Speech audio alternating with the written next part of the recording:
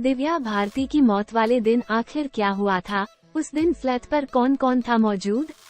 उनकी खूबसूरती के लोग आज भी कायल हैं।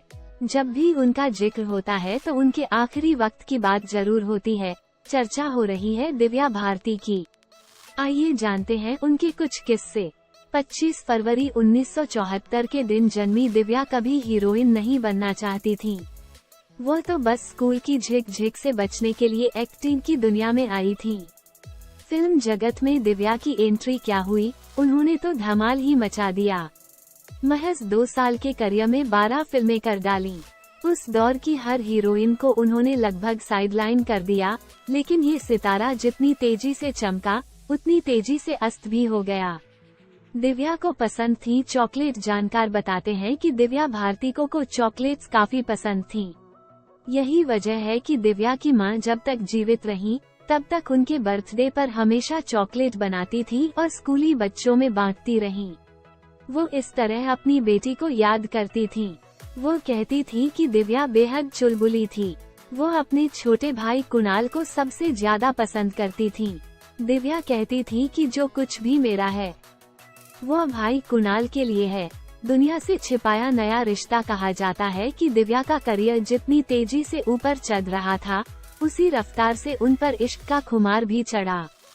शूटिंग के दौरान वह डायरेक्टर साजिद नाडियाडवाला के संपर्क में आईं और दोनों ने गुपचुप तरीके से 10 मई 1992 के दिन शादी कर ली।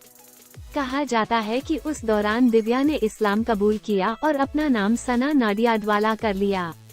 हालांकि करियर पर असर न पड़े, इसके लिए नए रिश्ते को दुनिया से छिपाकर रखा गया। वसोवा में रहती थी दिव्या। बताया जाता है कि साल 1993 में साजिद ने दिव्या के लिए मुंबई के वसोवा इलाके में 5वीं मंजिल पर एक फ्लैट लिया, लेकिन यह इन दोनों में से किसी के भी नाम पर नहीं था। दरअसल दिव्या यहाँ किराएदार थीं। यहाँ उनके रिश्तेदार भी अक्सर आते जाते रहते थे। जिंदगी बेहद खूबसूरत अंदाज में गुजर रही थी कि अचानक वो हादसा हो गया। घटना के दिन बेहद खुश थी दिव्या। दरअसल 5 अप्रैल 1993 का दिन था। उस दिन दिव्या हैदराबाद से मुंबई लौटी थी और बेहद खुश भी थी, क्योंकि उसी दिन उन्होंने 4 बेडरूम के फ्लैट की डील साइन की थी। इन सभी चीजों में दिन कब बीत गया, किसी को पता नहीं चला। हालांकि शाम के वक्त दिव्या अपने फ्लैट पर पहुंची। उनके साथ फैशन डिजाइनर नीता लुल्ला और उनके पति श्याम लुल्ला मौजूद थे। वहीं मेड किचन में काम कर रही थी। ऐसे हुआ था हादसा। बताया जाता है कि दिव्या, नीता और श्याम तीनों लिविंग एरिया में ड्रिंक कर रहे थे। थोड़ी देर बाद दिव्या उस खिड़की की तरफ चली गईं, जहां ग्रिल नहीं लगी थी। अचानक ही वो 5वीं मंजिल से नीचे गिर गईं और उनका पूरा शरीर खून से लथपथ हो गया।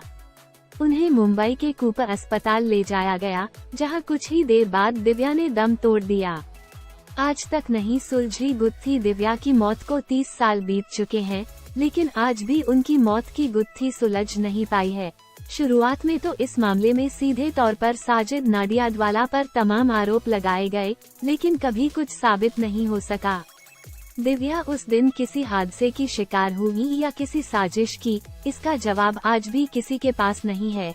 हाँ, बस इतना जरूर है कि दिव्या को जब अलविदा कहा गया, तब उन्हें सुहागन के जोड़े में विदाई दी गई थी।